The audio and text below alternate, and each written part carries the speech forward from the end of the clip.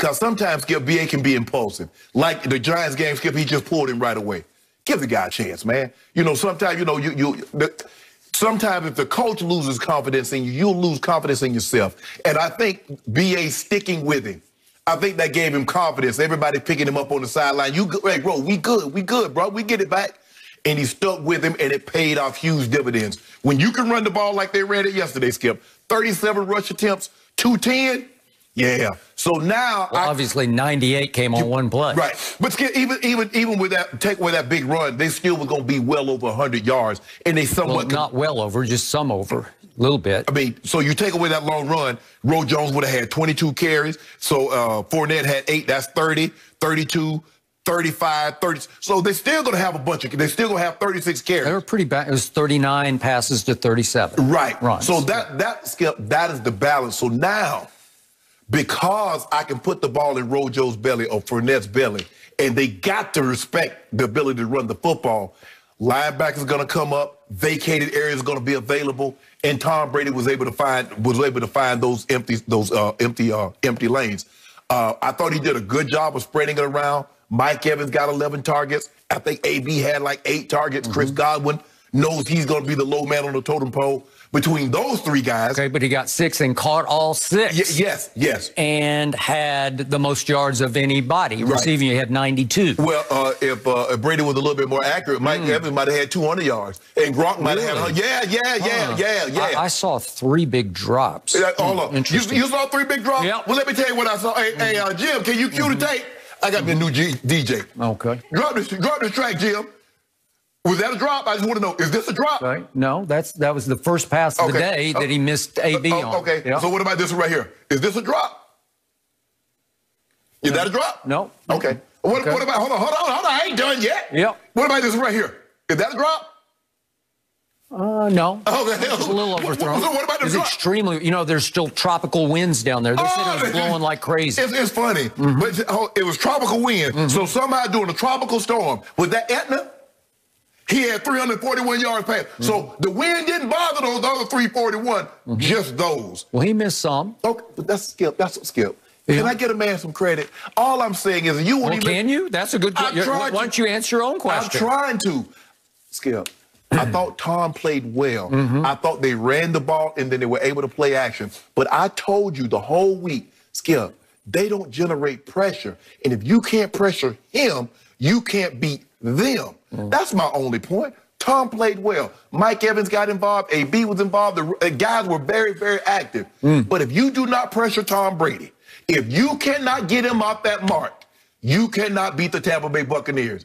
But there should be some pause for concern. The Tampa Bay defense, I think, is taking a step back.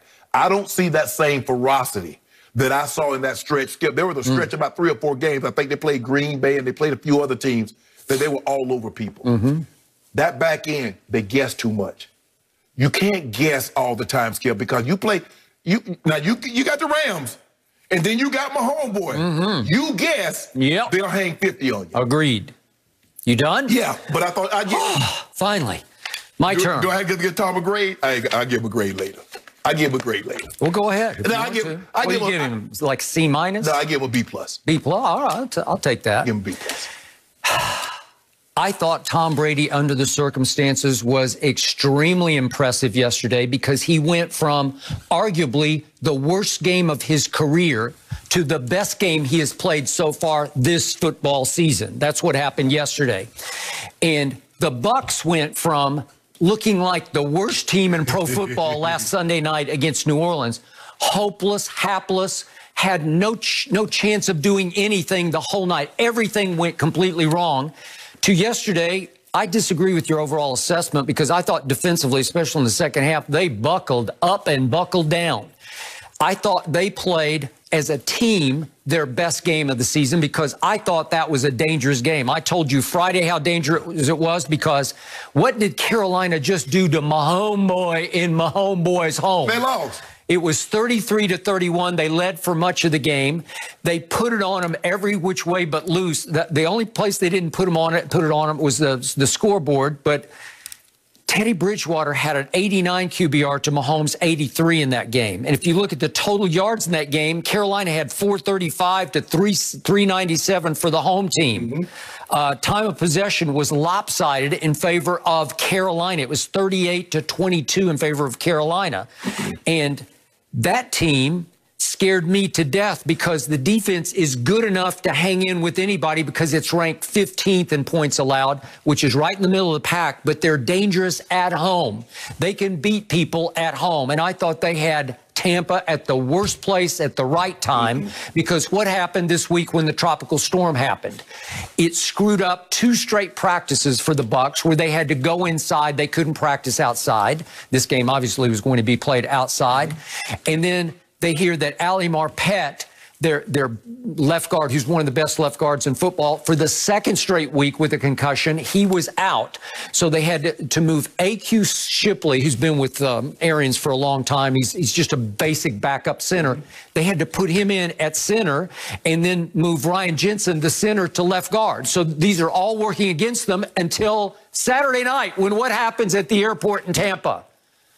Bad news happens. They got big mechanical, and you've been through this before. Yes. It's 7.5 hours delayed. Much of it sitting on the runway, and then the rest of it back at the terminal where you got to go in and try to have your meetings and try to figure it out. Yep, they didn't walk to Charlotte. You get to Charlotte at midnight. You got to the hotel at midnight. You've been there where this screws up everybody and everything. You're not going to sleep well because it's going to come fast because it's a 1 o'clock game. Yes. And you're going to have to sleep. You probably tried fitfully to sleep on the plane. Everything is working against you where you're saying, you know what? This whole season is starting not to be meant to be, right? And right away, Brady's first pass goes to Rojo, and he catches it and turns and fumbles it, and they get a short field touchdown, and it is 7-0 home team. That is scary. And late in the first half, it's 17-10 home team. So don't tell me this wasn't, and to your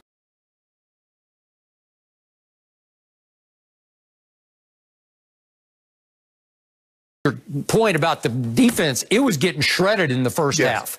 By the way, that defense did knuckle down in the second half. Yeah. It allowed Carolina 35 total yards in the second half. Bridgewater did get hurt. But the thing is with Teddy is that he doesn't push the ball down the field. So once they see, and Tampa is the type of team, and Todd Bowles, the way he looks at it, if you're not going to push the ball down the field, I'm going to get closer and closer to the line of scrimmage.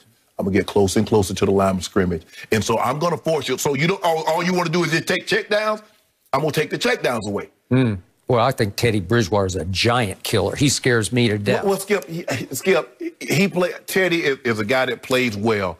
But at some point in time, you got to threaten the people down the field. So even though, see, those overthrows at Tom, even though they weren't completions, he got in the back of your mind, I'll go over your head. Yep. You keep squatting. What did I tell you Friday? He leads the National Football League in air distance. The distance the ball travels from his hand to wherever the receiver is. Yes. Not whether it's caught or not, just in pure air distance, he leads the whole league. I prefer mine no risk it, no biscuit. I prefer my guy to be like my homeboy. And by the way, yesterday, Tom Brady had the 2nd best QBR in all of football, a 91. Only Daniel Jones playing a career game against your sorry stinking Eagles had a 92. So Brady almost had the best QBR in football. So let's go back to what happened when they're down 7-0, shall we? Let's look at the best of Tom Brady yesterday because he converts after the missed throw we saw to AB. He goes 3 straight third downs conversions, 3rd and 2, 3rd and 7, 3rd and goal at the 5. There's the first one to Mike Evans. Is that a good throw? Great run. I'd say that would work. And then here comes the next one. This is to Godwin. And some people thought this was lucky. I thought it was just pure genius. He was throwing to Mike Evans. No, I think he was throwing to Chris Godwin, and he threaded the needle. And then he hits Cameron Brate. That was his best throw today. And it was sweet because he is covered up. That was his best throw today. Covered up at the goal line. He was. And he throws it right throw. Where he has to throw it. That was a great throw. Okay, and then he comes back. This is when they're down 17-10 near the end of the half. And you want to talk about spreading the wealth amongst, this is where you see a cavalcade of star receivers. That's to Chris Godwin on 3rd down.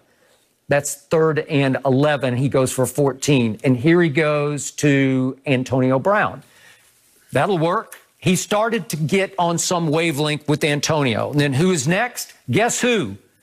his old favorite Gronk, who beats it for 44 yards. That'll work. Skip, they got a 5'6" man on a 6'6" man. What you expect to happen? And then here comes Mike Evans again, and he goes up and snatches it because he high-pointed the ball that Brady threw to the perfect spot. So think about what I just showed you. He goes Godwin on 3rd and 11 for 15 yards. He goes AB for 16. He goes Gronk for 44, and then he goes Mike Evans from the 3 for a touchdown.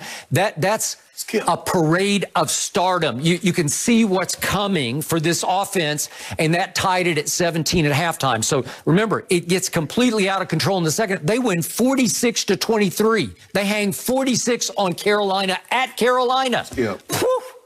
But the thing is that I didn't say Brady didn't play well. He played well. The Carolina defense is tailor-made for him because what you didn't show in that clip was anything about pressure.